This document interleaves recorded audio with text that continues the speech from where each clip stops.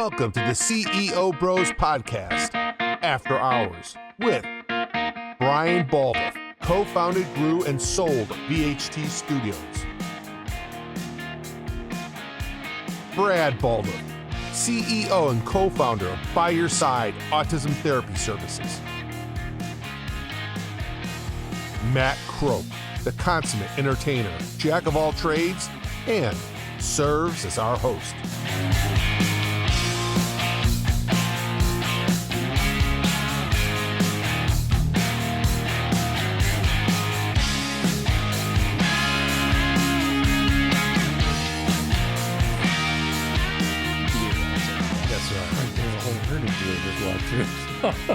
I was a little nervous there for a second. We're in Ltown, guys. We're in Ltown doing the CEO Bros podcast. Cheers. Welcome, everyone. Cheers. It is After Hours. Cheers. Thank goodness. I'm your host, Matthew Croak, and I am bookended by two very talented CEOs, Brad Baldoff, current CEO of By Your Side Autism Therapy Services, and Brian Baldoff, founder and former CEO of Video Home Tours. Former. Episode 3. It's important to know it's 3. Right? It is 3. We don't have to say that, but sure. We can, though. It'd be fun saying 578 at some point. These are the When we kind of get there. insights that you're going to get in this podcast. 1,628. So we spent the first, it is episode 3, and we spent the first 2 episodes talking about the philosophy of, is an idea, is it business? And then we kind of went into some very important decision-making concepts that you would need to know. Foundation of it, yeah. Foundation. And I think we should still stay with the basics. I mean, I think there's a lot of meat on that bone. Another food reference for you. I did flank before and you got very excited. You should have seen the lunch we had today. Holy crap. Oh, my. So some meat on that bone. So Yeah. let's stay with the basics of entrepreneurship, running a business. Where would you start with the basics? I think before we even talk business plan, Brian, let's just talk for fun about name. How do you guys come up with, I mean, videohometours.com seems pretty cut and dry. It's When pretty you guys, descriptive. That actually wasn't the first name. The first name was Interactive Video Marketing Services. oh, that's very, Right. it's very black and white for keep us. That was horrible. But that was the name for a little while. And then we came up with Video Home Tours, mostly because we were able to get that domain for the internet. I think that's a big consideration a lot of people have today is like, can I get that website? I mean, depending on what your business is and how important a website is, but I was going to ask you what made you change from videohometours.com to VHT Studios. When did you make that change? great question. So we got a call, unsolicited call out of the blue from some guy who said, hey, would you be interested in buying the domain VHT.com? Wow. And I said, yeah, 3-letter domain. Wow. I mean, that's gold. How much would it be? He said $500. I said, where are you? I'll bring you the cash right now. And we bought the domain. So it wasn't that your name was X characters long, whatever, and you wanted to shorten the name or Well, any of Video that? Home Tours was long, and we were also doing video tours of a lot of other things, hotels, restaurants, hospitals, all kinds of locations. So changing it to VHT.com made a lot of sense. We added studios because we had people asking like, well, what the hell does VHT mean? That could be anything. So studios implied, okay, this is a creative endeavor. They make movies or film or whatever. So just worked out. I was better. asking about the name because I just think there's a lot to the name. I think you just can't blow off the name. I mean, we're going to talk about, you got to write a solid business plan, right? I mean, we'll talk about writing a solid business plan, what should be in the business plan. I mean, we're talking the very basics. We're getting started. You want to have a good, strong name, and not a name that you're going to be, and a couple of weeks later, I want to change it. 2 months later, I'm going to change it. I mean, give some serious thought to it. I mean, for us, Did Amazon change that though? Remember on the internet, it had to be, everyone was like toys.com. Then Amazon came along and said, hey, I'm going to name it Amazon, and the product is going to drive. well, their big thing was A to Z. They wanted a name that had A to Z within their name. That's one of the things that was important to them. But I mean, getting to the name though, I mean, you want to come up with a strong name, a name that you will be confident and comfortable with weeks, months, years down the road. So it's, you could have a cool name today, but if you're going to be flip flopping and a few weeks later, a couple months later, I mean, settle in. It's important, you know, and of course the logo, the brand that goes with the name. You don't need to have all that stuff figured out, but I do think it kind of goes hand in hand with, like, you know, it's a reflection of you and what you think is important. So I don't think it's something you just blow off. I think you take a little bit of time to come up with it. So share your By Your Side name. Yeah. So we're, you know, and the logo's a fun story too. Yeah. So By Your Side Autism Therapy Services. So, you know, in my due diligence in researching the autism therapy or autism world, autism space, what we recognized was that there were so many families, parents, caregivers, that it was 24/7, you know, 24 hours a day, 7 days a week. They're working with their child, young adult on the autism spectrum. And we wanted a name that reflected, like, we're with you. We're by your side the whole way through. You have to deal with, you know, insurance, getting coverage. You need to worry about a schedule, a complicated schedule, what kind of therapy treatment you're going to get. And we just wanted to let you know that you don't have to do this by yourself, that we're with you by your side the whole way. And so that was important to us. And so we took that name, and then, yeah, it was really interesting how we came up with the logo. It was actually kind of funny. Co-founders said, let's meet the next day. Let's come up with a cool name for the company, and we'll meet. And we were talking through the business plan. We were talking through financials and all that. And we said, well, we'll meet the next day. We'll come up, we'll settle in on a name. And I got there, and the night before, I was sitting in a hot tub. I was going to say, I thought this was a hot tub story. Yeah. It's not, I didn't realize all your friends were with you. Yeah, no, the hot tub was, I was there sitting in a hot tub, and the windows had fogged up or steamed up, and I actually sketched out the little red and yellow guy in our logo, the By Your Side logo. And so I had a good friend of ours, Keith, who was a graphic designer. He designed it. He shot me this image, JPEG image. I printed it off. I brought it to our meeting the next day, and our co-founders came in and said, we should go with the name Talking Heads. And I said, I think that's a band, and I don't know if that's going to go over really well. But you know, I pull out the logo, I pull out the name, and they're like, wow, this is actually this has some really good symbolism and some good meaning to it. And we like it. It is a great logo. I like it. Well, when you're talking about the business, you're going in and be thoughtful about it. Even technically, Talking Heads with a lot of nonverbal children, that could actually have backfire a little bit on that. Yeah, I mean, By Your Side is a cleaner. There was concept. logic. There was logic to it. I mean, they at the time, she was a speech path, and she wanted to have something with teaching, being able to get a nonverbal child to a position of being verbal, working with auditory and speaking, and so the Talking Heads, and it was like, okay, well, it's a famous band, and I don't know if we want to go that way, but the point is that it wasn't just, hey, let's just come up with this name and run with it. It was important to us to come up with something that symbolized, it had a cool logo, and we put some thought into it. So that's a good start. It looks great. And Keith has to be a miracle worker, because I don't know if you've seen it, maybe we'll put it up. The first logo for CEO Bros that Brad drew on a cocktail napkin at a pool hall. I have problems. Nothing like what Keith did for our actual logo. So those two are far uglier than what I drew. No, I'm not good with drawing stick figures. But yeah, you need to think of a logo, like you said, that's going to look good on clothing and cocktail glasses and hats and at trade shows and in your brochures and wherever you're advertising.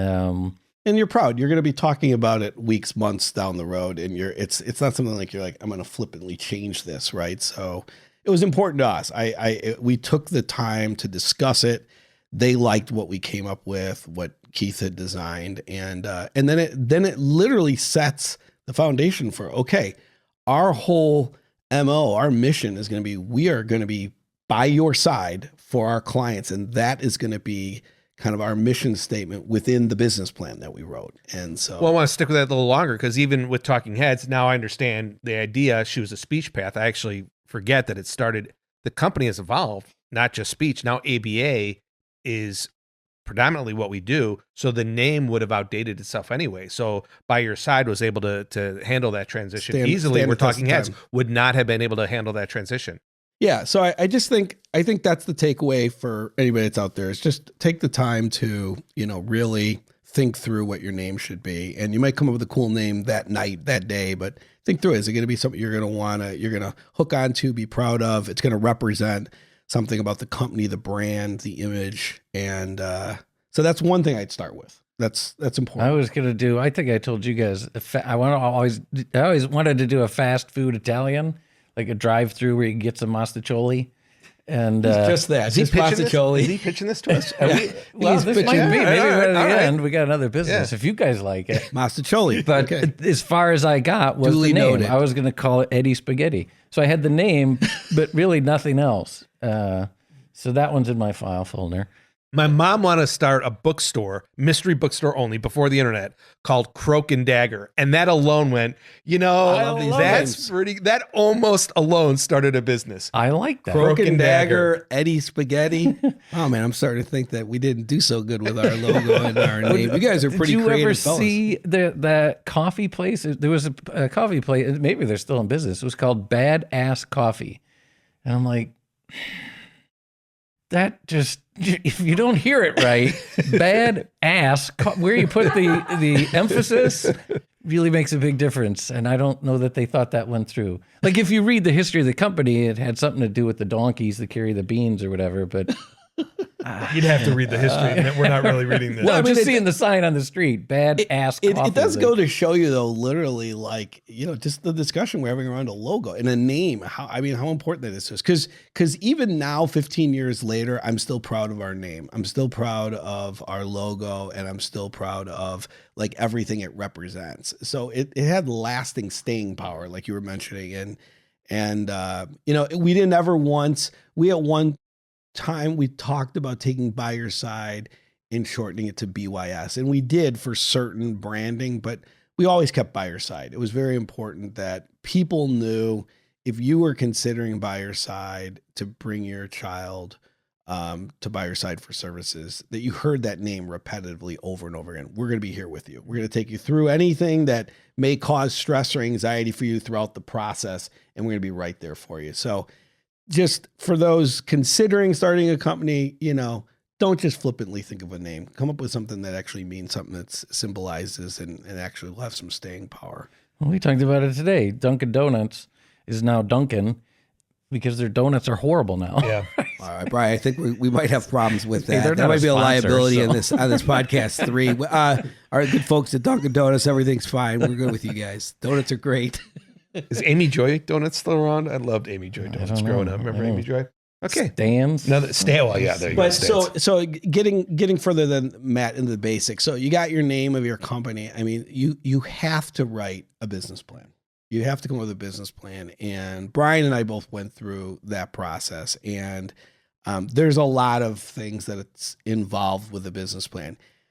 Those that take the time to be more comprehensive in talking through their business plan, it's important for 2 reasons in my mind. I want to see if Brian's got any additional thoughts on this, but it's important because 1, it keeps you disciplined as to what your plan is. If you've got this thought through, like what's going to be, what's our financial projections look like? How are we going to market or sell this product or service? What's our competition doing? Everything from what is my organizational structure going to look like? Is it just me? Do I have other people? The more you could talk through that, the more disciplined you stay in developing the company.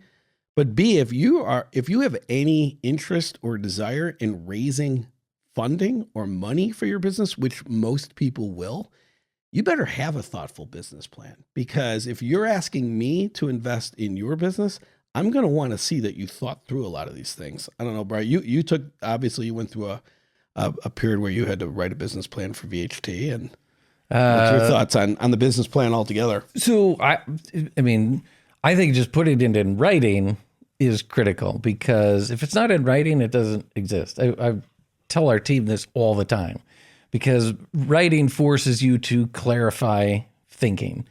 Because I've probably been to a million meetings where people talk about stuff. You walk out of the room, and an hour later, everybody's going in a different direction. It's like, wait a minute, we agreed to this. We talked about it. State that again. If it's not in writing, it doesn't exist. It's not, that forces the clarity when you put it in writing. Because then people can say, okay, well, you said this. Is this what you mean? Because in a conversation, people just interpret things and go off. So just the fact of putting it in writing is critical. And then how far you develop it really gets to, am I raising money or not? Because I view a business plan as a roadmap. Like, here's my roadmap. You don't just say, hey, I'm going to drive to San Francisco, get in the car and start driving. True. You figure out, okay, where are we going to stay tonight? What are we going to visit? Where are we going to maybe have the to biggest stop ball for of gas? twine. You stop we're gonna in Nebraska on the way. You hit the biggest ball. Second of twine. biggest ball. Second biggest is ball in of twine. Nebraska. I believe Yeah. it's in Nebraska. Yes. I actually brought this was our first business plan, version 1.0. There was actually 4 versions of the first one. Just don't look at the revenue projection. They might have been a little optimistic. September 28, when we first started. 1998. 1998. Yeah. You're dating yourself. That was done on a typewriter. You were a young 14-year-old putting your business plan together. Now what's That's true, right? I Now was what's 14. IVMS.net? Is that a So website? that was the original name of the company. Oh, that's Interactive right. Video Marketing Services. That you guys made fun of. Yeah. No, we didn't make fun of that. You got to stop that Yeah. with that. We didn't make Well, fun I can of tell you We guys laughed are with laughing. you. Right, yes. Yeah, no, it changed. So, you were talking about the logo. When we got videohometours.com, we went to a Kinko's. I think they're FedEx now. Yeah, FedEx. Kinko sounds like something else. But Wow, you just crushing any potential advertisers. We lost the Dunkin' Donuts advertisers. We lost the Kinko's folks, advertisers. the FedEx Kinko's I will guys. be more careful in Yeah, the my future. goodness. Just don't insult the Tito's vodka people because I no, drink no. a lot of it, and we really need that to make sure we keep them on. There good was terms. a 17-year-old at the counter, and I think he was 17, I don't know. Said, we're looking for a logo for videohometours.com. He drew it up, charged us like $15, and Get that out. was our initial logo for like 3 No years. kidding. Well, right. If that's your initial logo, the No, that's IVMS, not it. I was going to say that's a $15 that was my, job. That was right my there. version of the logo. And unlike yours, which, like you said, it's great for your business. Ours changed over time for a couple of reasons. Just different directions we went in, updating it to keep it modern. But I mean, back to your point about the business plan. Yeah, we did an extensive one that talks about everything that's important in a business. Mostly what's our compelling value proposition? Why would people ever come to us or use us? Do you believe, though, when you wrote it, Mm-hmm. when you wrote that business plan, And rewrote it and rewrote it. when you did that, did you do that with the intent of what your first point was? If it's not written down, we're not gonna be disciplined. It doesn't exist. Or were you specifically writing that business plan because you said, I got to go raise some funds? Because that is part of for me, I did both say differently. You mentioned that it was for funding, and you kind of mentioned I need to get it written down so we're all on the same page. I was actually curious about that as well. For both. I mean, Yeah. it does. I completely agree with Brian that it keeps you disciplined. It keeps you on the straight and narrow. Where are you wanting to head with your business? And you've got to think through this. To Brian's point, if you're not writing it down, then it becomes a lot of just, a lot of different ideas and thoughts, and that's not going to get anywhere. You got to have a written down plan, then go after that plan. Even if it is, Brian said, our revenue projections were optimistic. Well, you want to have something to strive for, and that's not a bad thing. But we had to write the business plan because we were raising funds, and those funds, I'll say this over and over. You don't have a business plan, a solid business plan together. Don't expect somebody to invest $1 into your business, because I'm not going to put my money down on your business idea unless you've thought through a number of these things that should be in any good business plan. What's a number of them? Give me something an investor is looking at the business plan and that's important to them. What are they looking for? Well, I think first and foremost, a marketing and sales plan. Who are your customers? How are you going to market to them? Who are your customer demographics? Like, why do we think we can get to these customers, right? And then what's your acquisition strategy, customer acquisition strategy? Are you going to have a direct sales force? Are you going to be marketing online? Are you going to count on referrals? Are you going to hope that people walk in traffic? You've got some kind of an bricks and mortar store.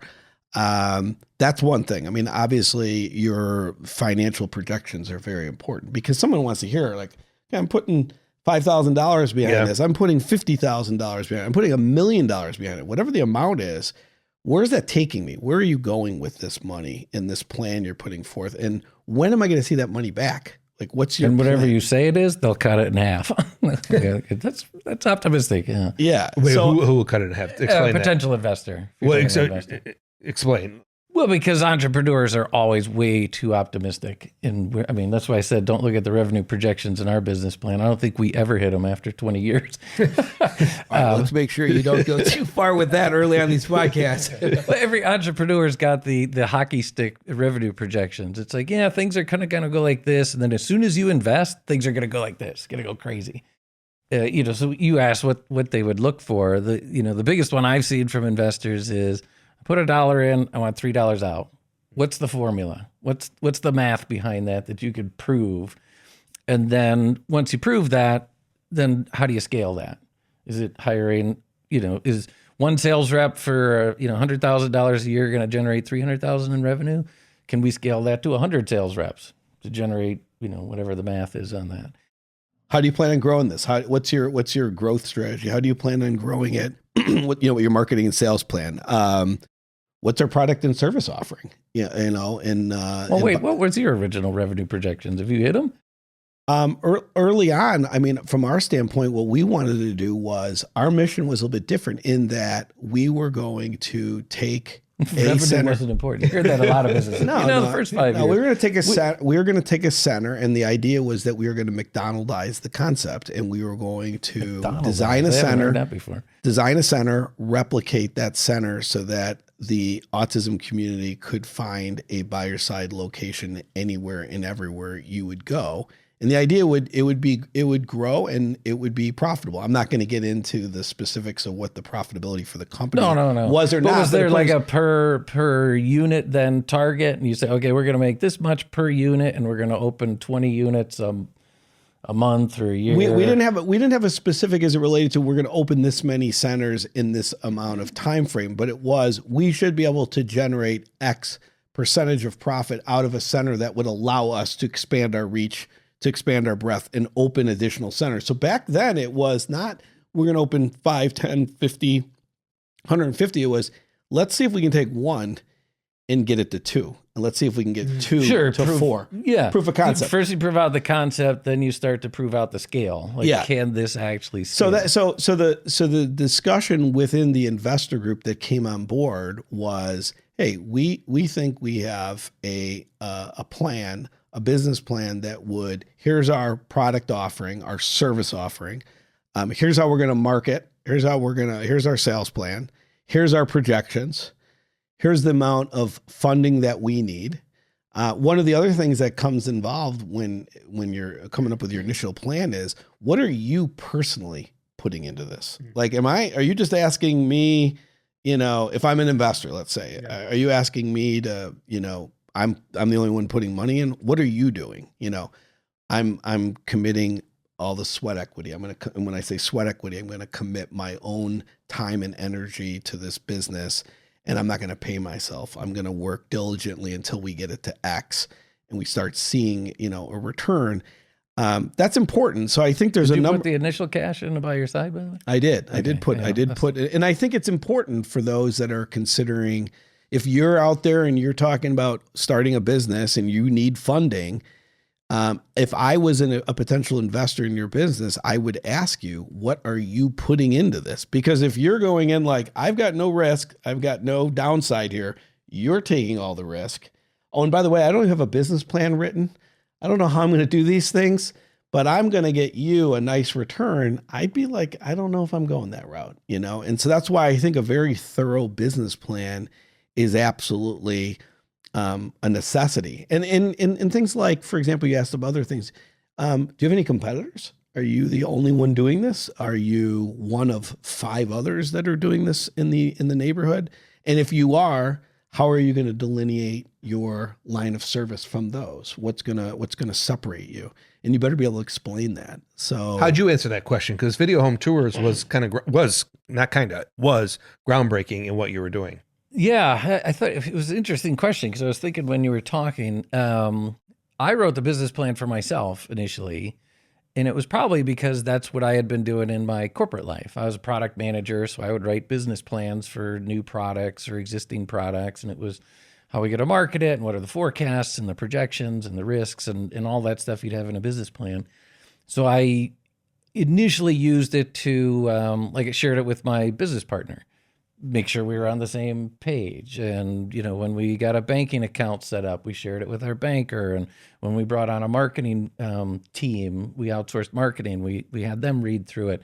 So they got a sense of, okay, this is the vision, this is where these guys are going, this is what they expect. So I think it was really helpful there.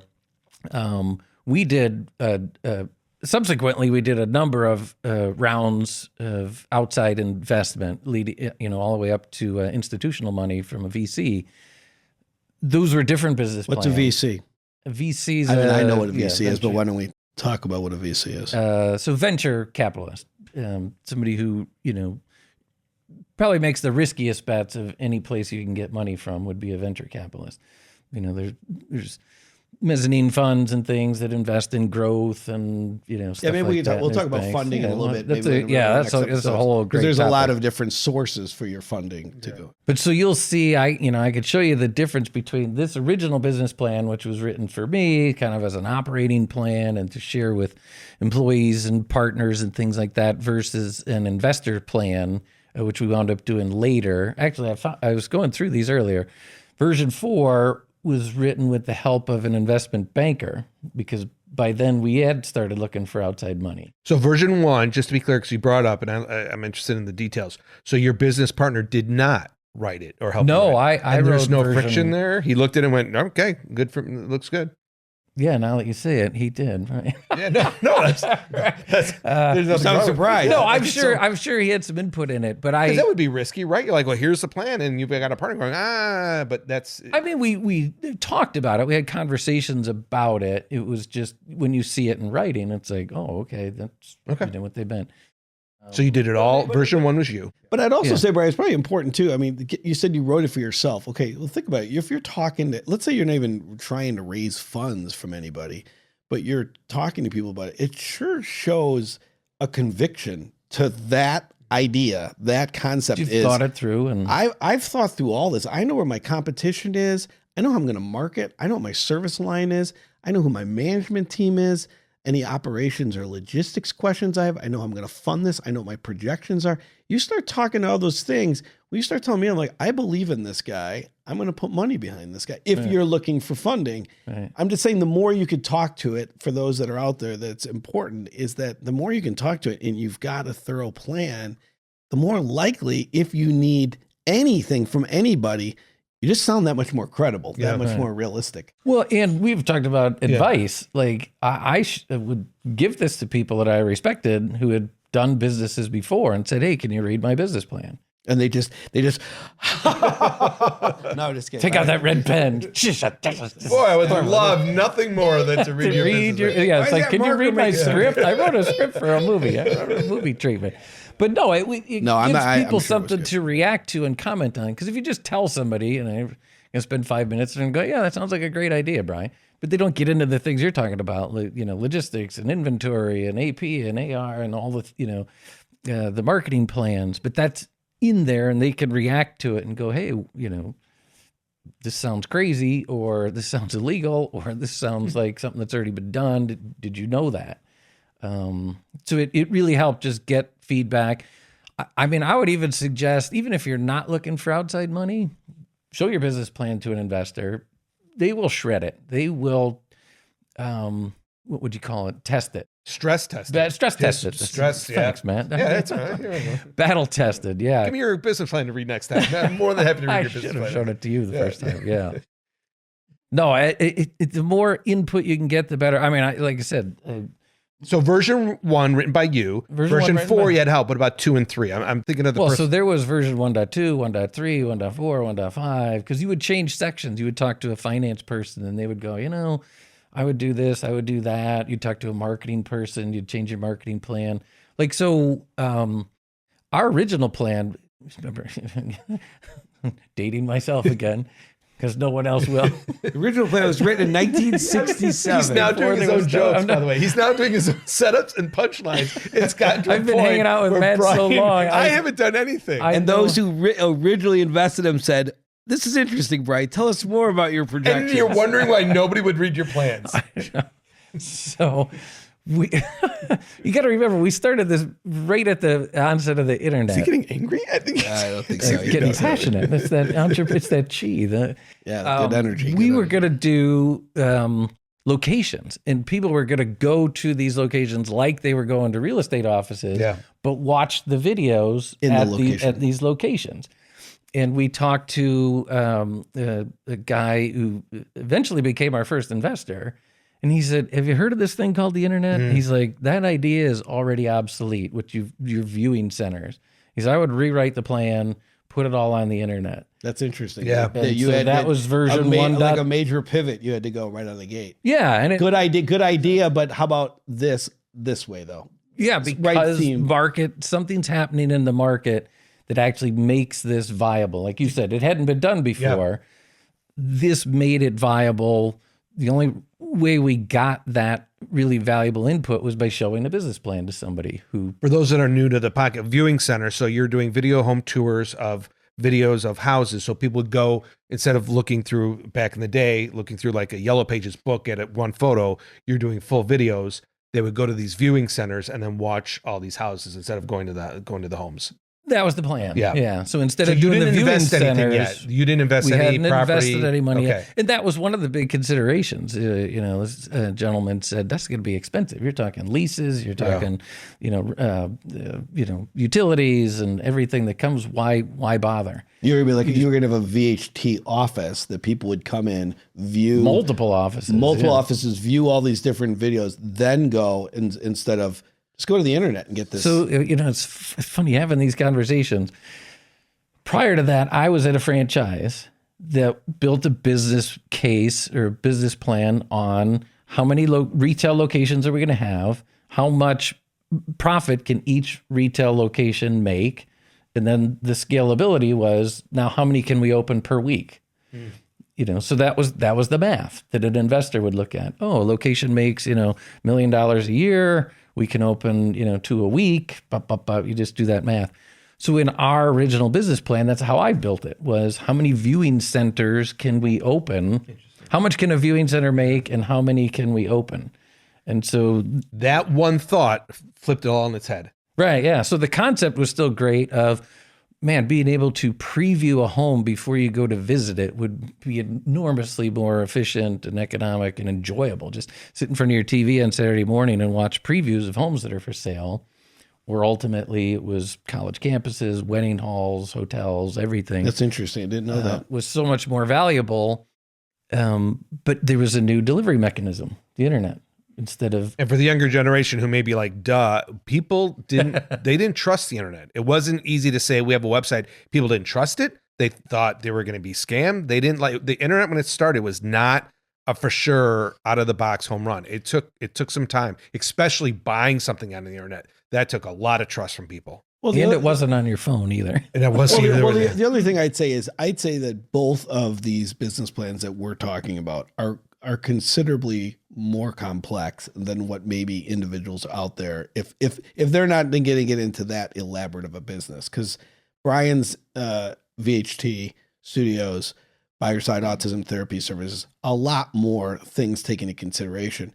You could take literally this podcast and just be like, okay, we need to come up with a business plan. Okay, so from a financial standpoint, all right, what do we need? Well, we have our startup costs. And we have, so what's our business plan? Well, we actually want to communicate content. What's the description of this podcast? Well, we want to come up and we want to, two brothers, this individual, Matt Croak, I believe we know well. We'll call him individual A. Individual A, right. Yes. That's what you were in the original business plan. By the way. We were putting a plan together. And we said, okay, we have a 25 years, 30 years of content, opening business, starting business, managing business, hiring, dismissing employees, funding, investment, all these different things to talk about. And we're brothers. So it's unique content. Let's share it. Almost free consultation to people. They want all this information and they find it useful. Okay. So let's keep it entertaining because a lot of this conversation could become very tiring or very too serious. And so we've had fun along the way while we're doing. So let's talk about all those roller coaster stories, those funny stories, and we'll talk about it. And perfect individual along the way to do it, a worldwide traveler, a comedic actor, a good friend. Let's talk through it in that sense. Okay. So we're doing that. We go, okay, we got good content. We think content to share with the world. How are we going to film this? How are we going to edit this? How are we going to do sound and video and all this editing? Because we don't have the time, or we don't have the expertise to be doing both, the skills to do it. So we get Amber, because I did audio for podcasts, but I didn't know video. So when we met, I said video is not my wheelhouse. So we quickly realized we need another person within the team that can do this with us, that can look at it from the backside of it and say, hey guys, you guys are going to have you guys are ugly on film. Like, just stick to audio. All the cameras start shaking and it falls out. Amber's laughing. Is that a laughter? Amber, of do you have your mic on? Is Amber's mic on? We have Amber there. Yes. Is that a laugh of acknowledgement? That's good. So we have Amber also as a member of the team, the CEO Bros team, who's working everything behind the cameras, video, sound, editing, production, helping on the marketing side. And we need that in order to grow the business. Okay.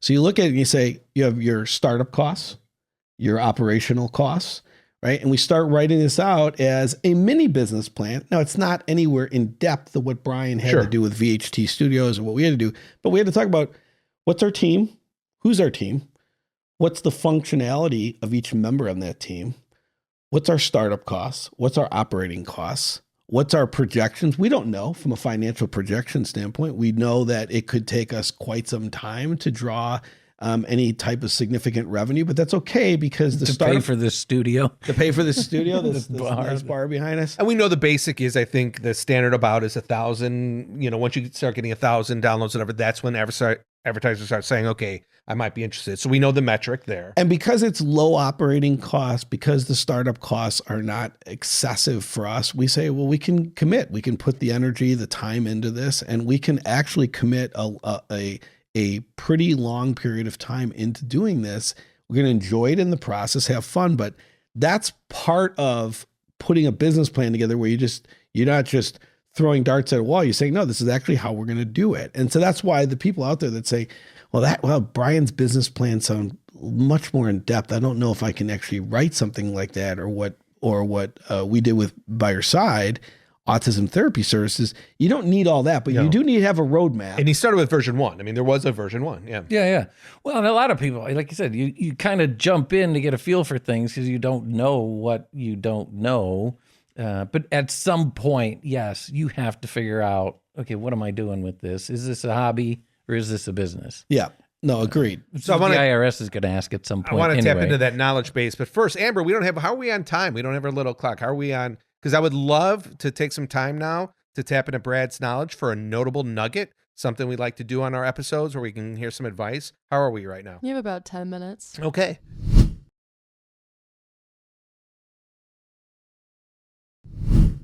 And today's notable nugget is going to come from Brad. Brad, what are you thinking today? Yeah, for me, it's inspect what you expect. And anybody that's ever worked with me through the last 25, 30 years knows that comes out a lot from me, which is whatever you're doing, if you're starting a business, if you're managing a business, or you're running a business, don't assume that anything's getting done just because you asked somebody to do it. Just because you asked, hey, we have to get this done. Can you go and do this?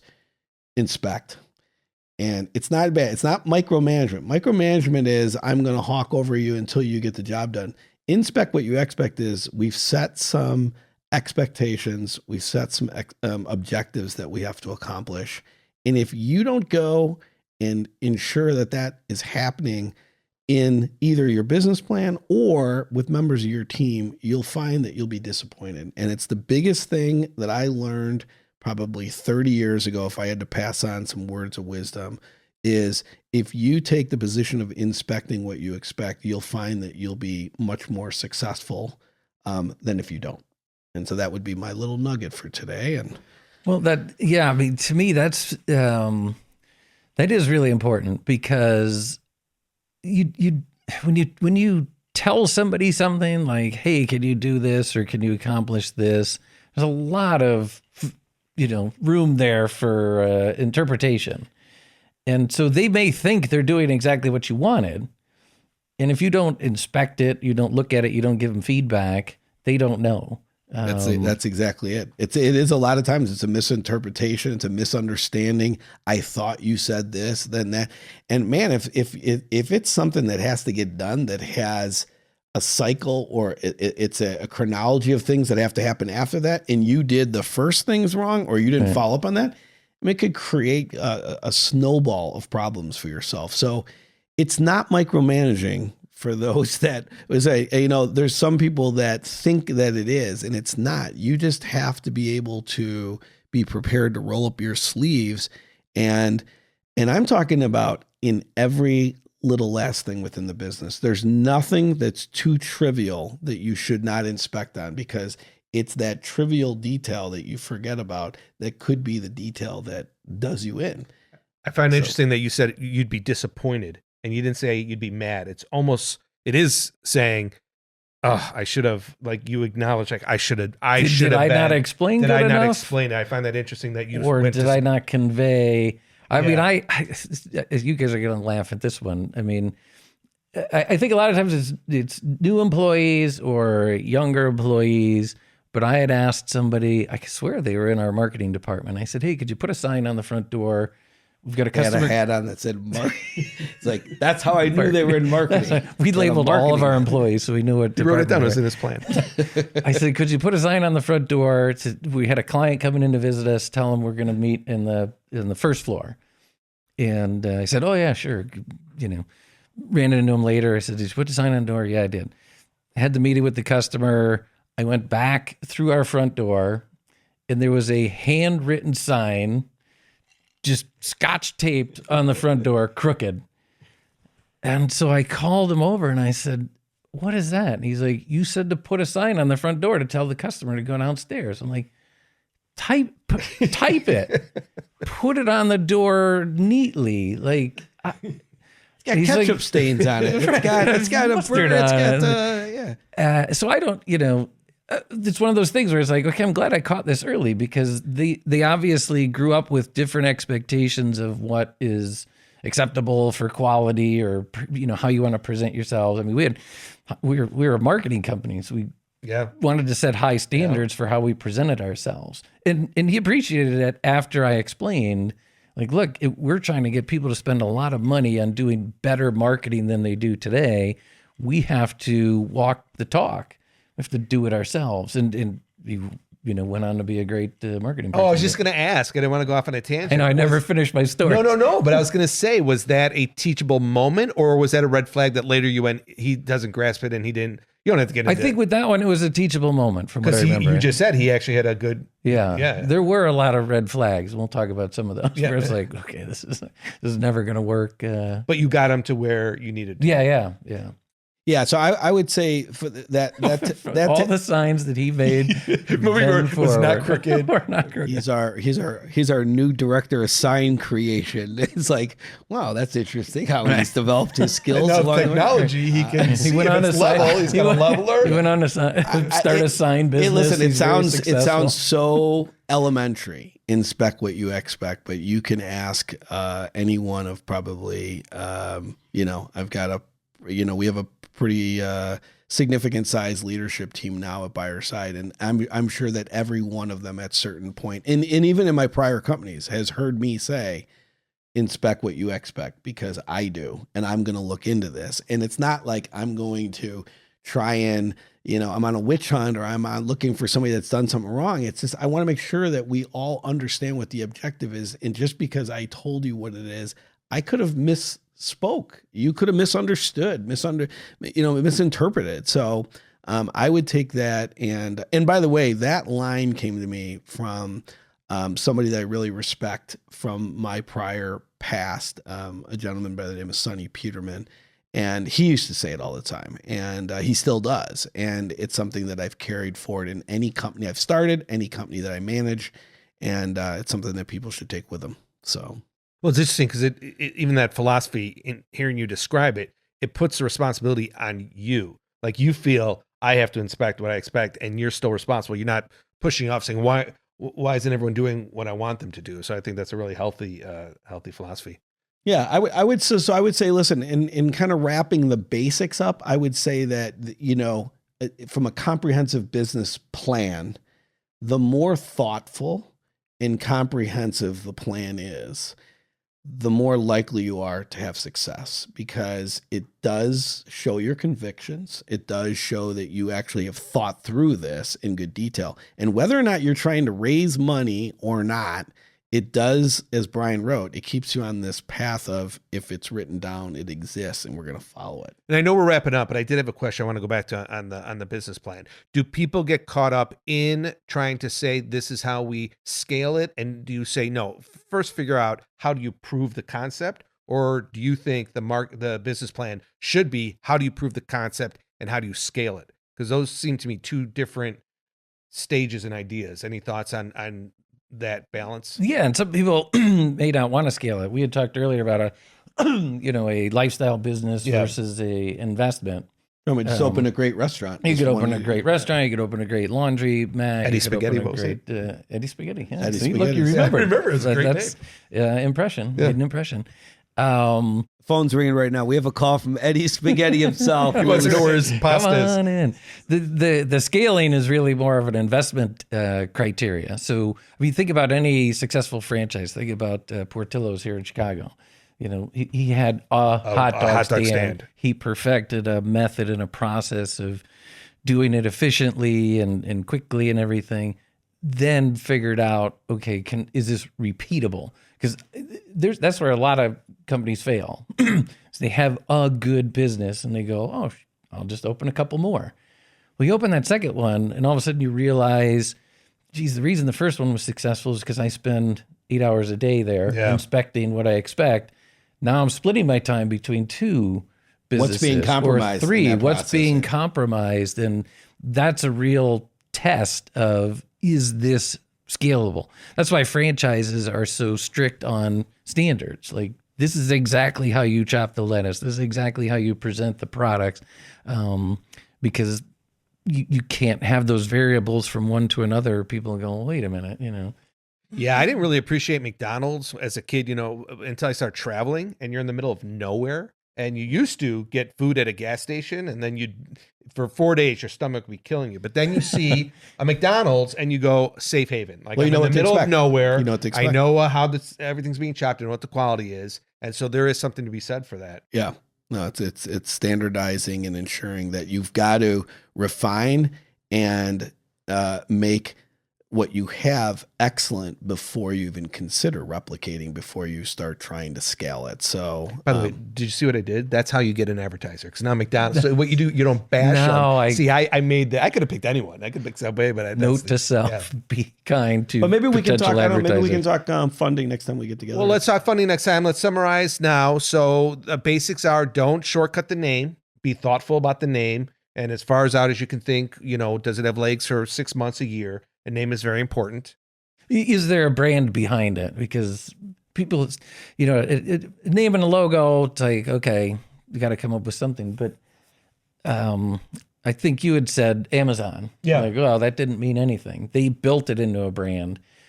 You have to build something behind that name and logo. What do people think when they see it? This is a company I trust. This is a company that's, expensive. This is a company that's cheap. This is a company that's, good at what they do. It's like your own personal brand. What am I? What do I want people to think of me? Your name and your logo become kind of the representation of that. So yeah, name, logo, brand, something that has a long-lasting impression, something that symbolizes the impression you want to leave behind and you'll be proud of in the months, years ahead. And then obviously a very thoughtful and comprehensive business plan are your basic starts. Now we can start going into what some of those, where you have to kind of really start spending more time on each of those elements, some of those elements. But that's a good start. Yeah. You're off to a good start if you're there. So All right, that's a start, and we will continue this conversation on other topics next time. Please, any way you're watching us, hit the subscribe button, the like button, send us comments. We really want questions. We want this to be interactive. And until next time, we'll see you then. Cheers. Cheers. Thank you.